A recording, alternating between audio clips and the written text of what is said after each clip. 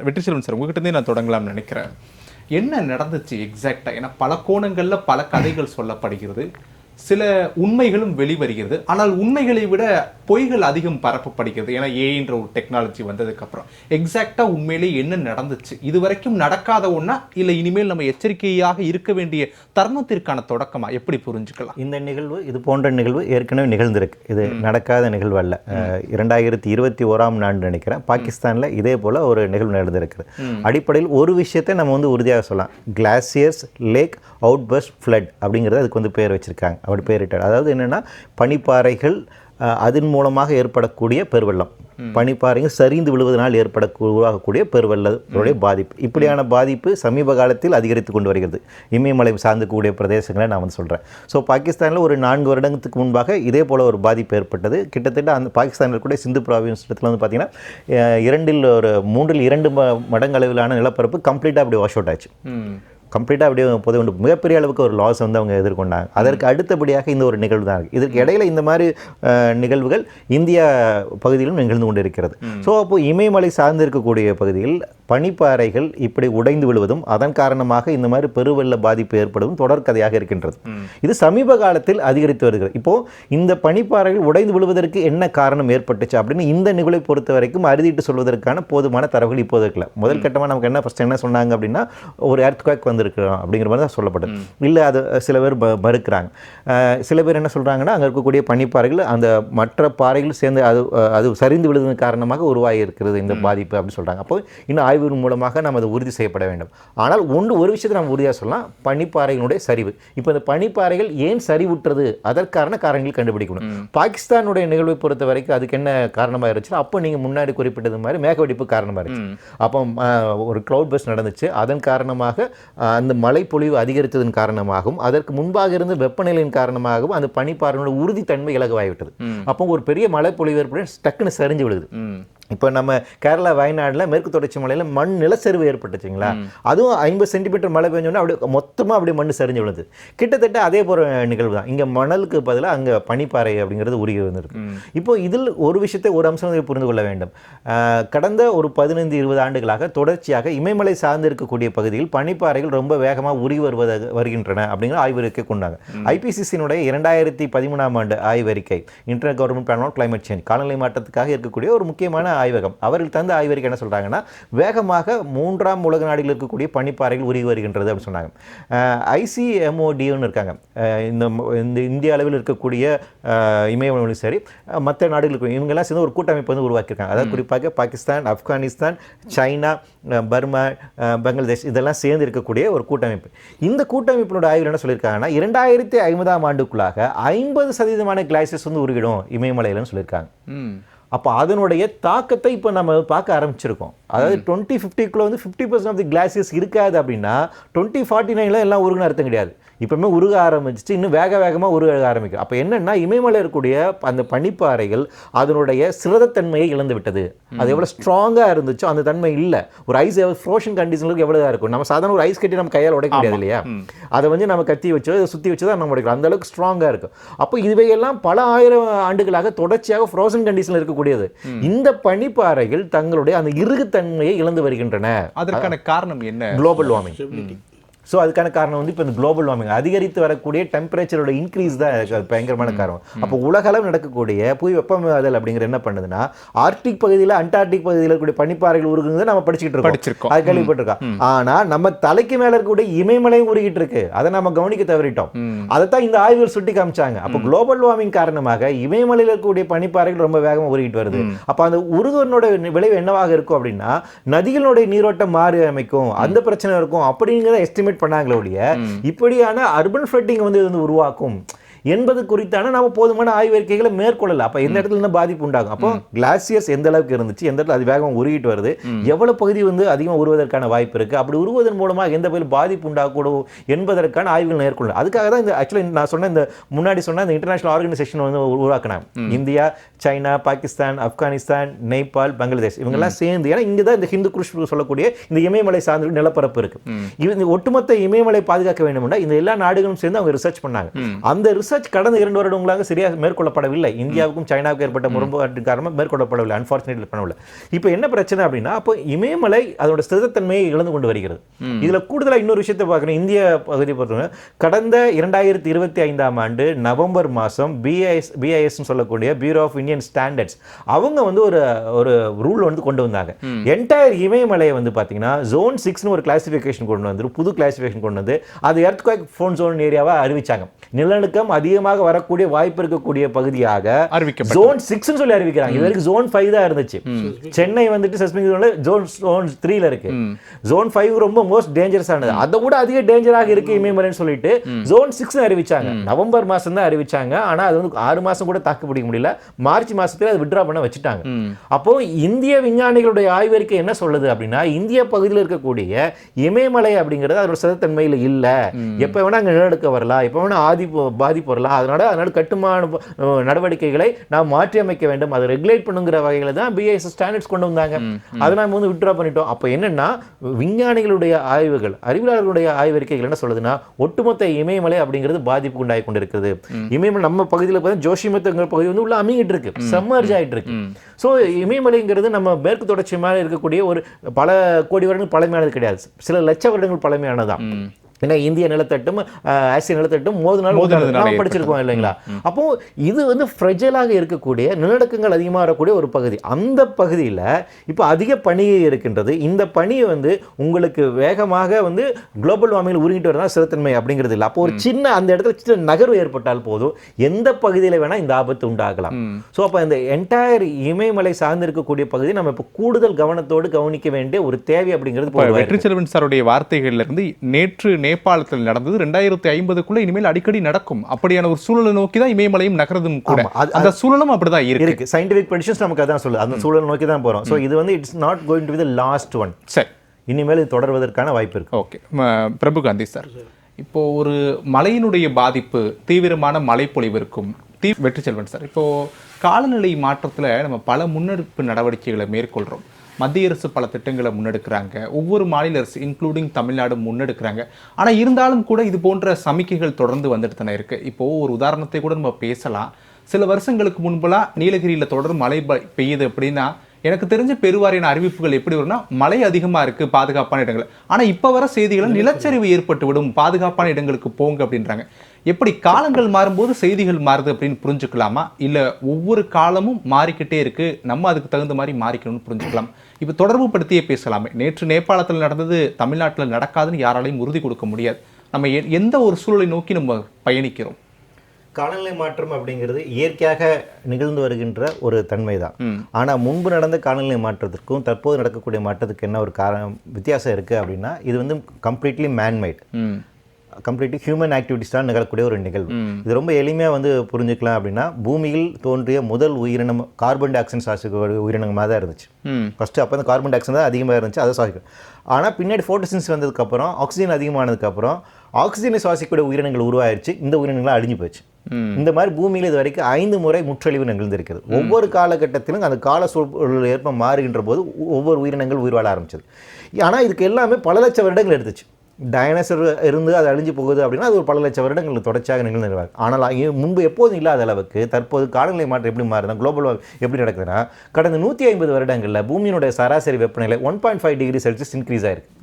இப்படி 1 degree Celsius அளவுக்கு increase ஆகுன்னா 1 லட்சம் வருஷம் ஆகும். 1 லட்சம் வருஷம் ஆக வேண்டிய ஒரு நிகழ்வு 150 ஆண்டுகள் நிகழ்ந்திருக்கு. இதற்கு காரணம் முழுக்க மனித சமூகம். நீங்கள் இப்போ இந்த காலநிலை மாற்றத்தை, இந்த கிளைமேட் சேஞ்ச் எப்படி புரிஞ்சுக்கணும் அப்படின்னா, இப்போது நீங்கள் ஒரு காரணம் கேட்டீங்க, இதெல்லாம் மனித சமூக செயல்பாடு. ஆமாம், மனித சமூகத்தோட செயல்பாட்டின் காரணமாக. ஆனால் நேபாளுக்கு இதுக்கு வந்து ரோல் இருக்கான்னு பாருங்கள். நேபாளில் இண்டஸ்ட்ரியே கிடையாது, அவங்க கார்பன் எமிட் பண்ணவே இல்லை, ஆனால் பெரிய பாதிப்பை அவங்க எதிர்கொள்கிறாங்க. அதான் இதில் இருக்கக்கூடிய மிக ரொம்ப கொடூரமான விஷயம். அப்போ என்னன்னா, வளர்ந்த நாடுகள் கடந்த 100 வருடங்களாக 200 வருடங்களாக தொடர்ச்சியாக ஃபாசில் ஃபியூலை எதிர்த்ததன் காரணமாக வளர்ந்த மேற்கத்திய நாடுகள் செய்தனுடைய வினை நம்ம மேலே வந்து விழுகுது. அப்ப நாமளும் இப்ப செயலாற்ற வேண்டிய ஒரு தேவை இருக்கு, அவங்களும் செயலாற்ற வேண்டியது இருக்கு. அதனால காலநிலை மாற்ற குறித்தான ஒப்பந்தத்தில் நம்ம என்ன கேட்கிறோம்னா, நமக்கான கிளைமேட் ஃபண்ட் கொடுங்கன்னு நம்ம கேட்கிறோம். மூன்றாம் நாடுக்கு தேவையான கிளைமேட் ஃபண்ட் கொடுங்க, டெக்னாலஜி கொடுங்க அப்படின்னு நம்ம வந்து கேட்கறதுக்கான அப்ப இந்த ஒரு சமமற்ற தன்மை இருக்கு. அப்ப கிளைமேட்டிக் ஜஸ்டிஸ் நாம இங்க வந்து பேச வேண்டிய ஒரு தேவை இருக்கு. அந்த அரசியல் ரீதியாக கூட பார்வையை முன்வைக்க வேண்டிய ஒரு தேவை இருக்கு. ரெண்டாவது, நீங்க குறிப்பிட்டது மாதிரி காலநிலை மாற்றம் இன்று யதார்த்த நிலைமையாக மாறிவிட்டது. இப்போ இமயமலை சார்ந்து இருக்கக்கூடிய பனிப்பாறை உருகி வருது அப்படின்னா அங்க இந்த மாதிரி இந்த ஃப்ளட் ஒரு பக்கம் இருந்தாலும் இன்னொரு விஷயம் நீங்க நல்லா கவனிக்கணும். யமுனாவாக இருக்கட்டும், கங்கா, பிரம்மபுத்திரா, இந்த மாதிரி எல்லா ஜீவ நதிகளும் இமயமலை சார்ந்துதான் இருக்குது. 60% வட இந்திய மாநிலங்கள் எல்லாமே இது நம்பிதான் இருக்கிறாங்க. அப்போ இந்த நதியினுடைய நீர்ப்போக்கு வழி அப்படிங்கிறது மாறும் எதிர்காலத்துல. அப்போ எவ்வளவு பேர் மைக்ரேட் ஆவாங்க, இன்னும் அது எங்கெங்கெல்லாம் ஃப்ளட்டிங் ஆகும். நீங்க சொல்ல ஜியோகிராஃபிக்கலா சேஞ்ச் ஆகும் இல்லையா, அந்த சேஞ்ச் இங்க இருந்து இப்படிதான் ஆரம்பிக்கும். உங்களுக்கு இயல்பாக கிளாசியஸ் உருகிறது ஒரு பகுதி இருக்குது, அதுக்கப்புறம் நளிர் ஓட்டம் அப்படிங்கிற மாறும். அப்போ அதன் காரணமாக இருக்கக்கூடிய சோஷியோ எக்கனாமிக்கல் சேஞ்ச் அப்படிங்கிறது கடுமையாக மாறும். அதே மாதிரி இந்த பக்கம் மேற்கு தொடர்ச்சி மலை எடுத்துக்கிட்டீங்கன்னா, மேற்கு தொடர்ச்சி மலை அதிக வெப்பமண்டலமாக மாறிக்கொண்டு வருகிறது. நமக்கு இப்ப வந்து எவர்கிரீன் ஃபாரஸ்டா இருக்கக்கூடிய மேற்கு தொடர்ச்சி மலை டெசிடியஸ் ஃபாரஸ்டாக வந்து மாறி டான் ஃபாரஸ்டா இப்ப மாறிட்டு இருக்கு, முள்புதர் காடுகளா இருக்கு. அப்ப காட்டுத்தீ நமக்கு அதிகமா இருக்கும். நமக்கு இங்க இருந்தா நீர்வரத்து அப்படிங்கிறது இருக்கு. நமக்கு எக்ஸ்ட்ரீம் கிளைமேட்டிக் டெம்பரேச்சர் இன்க்ரீஸ் ஆயிட்டு இருக்கு. வெயில் நம்மளை கொள்ளுங்கிற இடத்துக்கு நம்ம இருக்கு. அப்போ மத்திய இந்தியாவை சார்ந்திருக்கக்கூடிய பகுதியில் சென்ட்ரல் இந்தியாவை பொறுத்த வரைக்கும் என்ன பிரச்சனை இருக்குன்னா, அதிகமான வெப்பம் இருக்கும். கடலோரம் சார்ந்திருக்கக்கூடிய பகுதியில் உங்களுக்கு சைக்ளோன்ஸ் இருக்கும். அப்போ இந்த எக்ஸ்ட்ரீமிட்டிஸ், இந்த நியூ அப்நார்மல் இருக்கு இல்லைங்களா, இந்த நியூ அப்நார்மல் தான் இனிமேல் நார்மலா இருக்க போகுது. ஸோ இந்த ப்ரெடிக்ஷன்ஸ் தான் வந்துட்டு உங்களுக்கு கடந்த 30 ஆண்டுகளாக கிளைமேட் சயின்டிஸ்ட் எல்லாமே சொல்லிட்டு இருந்தாங்க. அதை இப்போ வெறும் பேப்பர்ல டேட்டாவை பார்த்துட்டு இருந்த விஷயம் எல்லாம் இப்போ ரத்தமும் சதையும் நம்ம பார்க்க ஆரம்பிச்சிருக்கு. ஆல்ரெடி இப்போ வெயில்ல கடந்த வருஷம் மட்டும் தெலுங்கானா, ஆந்திர பிரதேசம் மட்டும் 1500 பேர் இறந்து போயிருக்காங்க, ஹீட் வேவ்ஸ்னால இறந்து போயிருக்காங்க. அப்போ இந்த எண்ணிக்கை தமிழ்நாட்டை நம்ம இன்னும் ப்ராப்பராக பதிவு செய்யலை. தமிழ்நாட்டில் ரொம்ப கம்மியாக சொல்கிறாங்க. அப்போ நமக்கு என்ன, நம்ம இன்னும் இதை பற்றி போதுமான ஆய்வுகள் பண்ண தரவுகள் இல்லை. அப்போ என்னென்னா, இந்த பாதிப்புகளை நம்ம பார்க்குறோம். லைட்னிங்கால இடிமின்னலால் இறந்து போகிற எண்ணிக்கை நம்ம அதிகரிச்சிருக்கு பார்த்தீங்களா. கடந்த வருஷம் 2000 பேர் இறந்து போயிருக்காங்க. இன்னைக்கு அது பேரிடராக அறிவிச்சிருக்காங்க. ஹீட் வேவ்ஸ் அண்ட் லைட்னிங்கை வந்து பேரிடராக அறிவிச்சிருக்காங்க.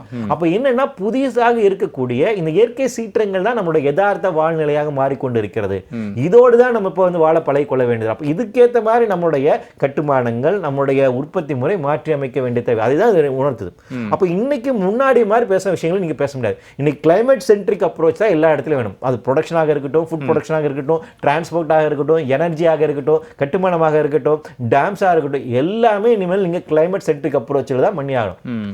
நேச்சுரல் பேஸ் சொல்யூஷன் அப்படிங்கிறதா தீர்வு. அப்ப இதை நோக்கி நான் வரணும். அப்ப இந்த புரிதல் நமக்கு வேணும். இந்த புரிதல் நமக்கு வேணும்னா கவர்னன்ஸ்ல ஃபர்ஸ்ட் நம்ம வந்து கொண்டு வரணும். அப்போ காலநிலை மாற்றம் சார்ந்து இருக்கக்கூடிய கொள்கை இந்தியாவில் நாம் என்ன வச்சிருக்கோம், உலக அளவு நம்ம என்ன வச்சிருக்கோம், மாநில அளவில் என்ன வச்சிருக்கோம் அப்படிங்கிற அந்த பேச்சுவார்த்தை அது சார்ந்து இருக்கக்கூடிய விஷயங்களை முன்னெடுக்க தேவை.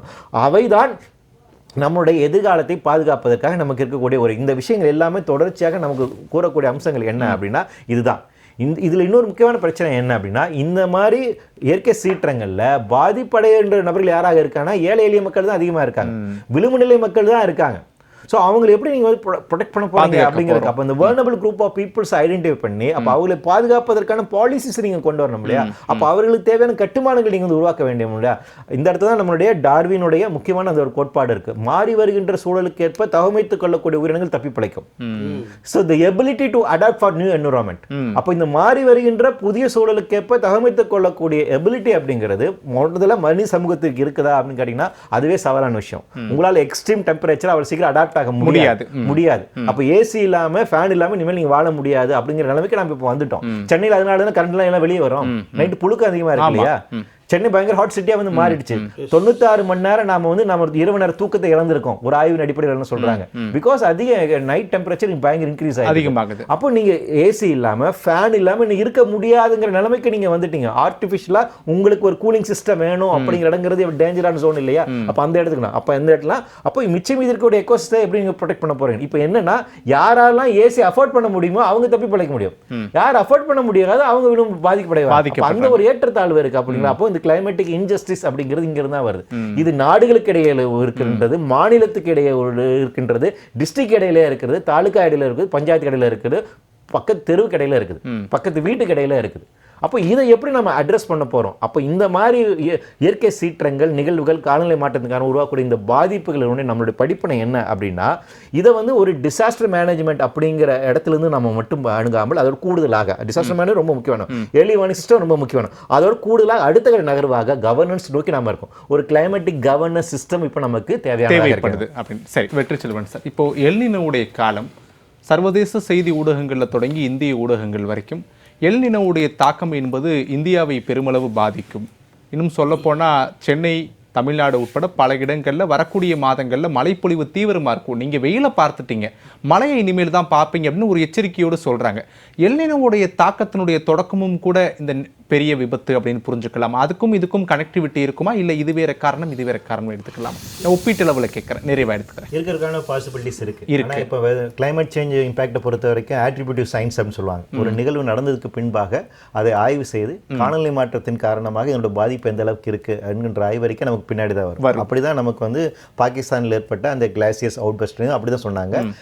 கேரளா வயநாடு இன்சிடென்ட்டுமே சொன்னாங்க. ரெண்டுத்துக்குமே காரணியாக இருப்பது குளோபல் வார்மிங் தான் அப்படிங்கிறத சொன்னாங்க. ஸோ அதுக்கு அந்த ஆய்வு பின்னாடி தான் மேற்கொள்ளப்படும். ஏன்னா அதனுடைய இயல்பு தன்மை என்ன, அது குளோபல் வார்மிங் என்ன பண்ணும் அப்படின்னா ஒரு நிகழ்வுடைய இயல்பு தன்மையோட அதன் எக்ஸ்ட்ரீமிட்டிஸ்க்கு மாற்றும். அதான் கிளைமேட் சேஞ்ச் அப்படின்னு சொல்றோம். வெயில் இவ்வளவுதான் இருக்கு அப்படின்னா அந்த வெயிலுடைய தன்மை அதிகப்படுத்தும். அதுதான் நம்ம கிளைமேட் சேஞ்ச் சொல்றோம். அப்போ உங்களுக்கு ஒரு இயற்கையாக நிகழ வேண்டிய ஒரு இயற்கை சீற்றத்தினுடைய தன்மையே அதிகரித்திருக்கு அப்படின்னா அது காலநிலை மாற்றத்துக்காக நிகழ்ந்த நிகழ்வு அப்படின்னு சொல்லலாம். அப்போ அந்த ஆட்ரிபியூட்டிவ் சயின்ஸ் அப்படிங்கிறது நமக்கு இன்னும் தான் அந்த ஆய்வு வரும். ஆனால் எல்னினோ பொறுத்த வரைக்கும் நமக்கு லாஸ்ட் ஜூன் ஜூலையிலே வந்துட்டு உங்களுக்கு செட் ஆயிடுச்சு. அதனுடைய தாக்கத்தை நம்ம பார்க்க ஆரம்பிக்கிறோம். எக்ஸ்ட்ரீமிட்டிஸை வந்து நம்ம இன்னும் அடுத்த வருஷம் நம்ம வந்து பார்க்க போகிறோம். ஸோ என்னை பொறுத்த வரைக்கும் இனிஷியலாக என்னுடைய அப்சர்வேஷன் என்ன இருக்கா, இதனுடைய தாக்கம் இதில் இருப்பதற்கான வாய்ப்புகள் இருக்குது. அந்த ஹீட் வேவ்ஸ்னுடைய தாக்கங்கள் இருப்பதற்கான ஒரு வாய்ப்பு இருக்குது. அறுதிட்டு சொல்ல அது இன்னுமே விஞ்ஞானிகள் தான் அறுதிட்டு சொன்னோம். Number 1.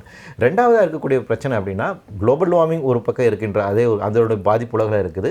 Global warming El Niño எஃபெக்டை increase பண்ணுது. அதனால இப்போ இருக்கக்கூடிய எல்னினோ வந்துட்டு சூப்பர் எல்னினோவை தாண்டி காட்ஸிலா எல்னினோன்னு பேசுறாங்க. இதனால் வரைக்கும் ரெக்கார்டட் ஹிஸ்டரியில் இல்லாத அளவுக்கு மெரின் டெம்பரேச்சர் இன்க்ரீஸ் ஆயிருக்கு. 1981 ரெக்கார்ட் பண்றாங்க. இது வரைக்கும் இந்த ஜூன் ஜூலைல இந்த பீக்கு அது போனதே இல்லை.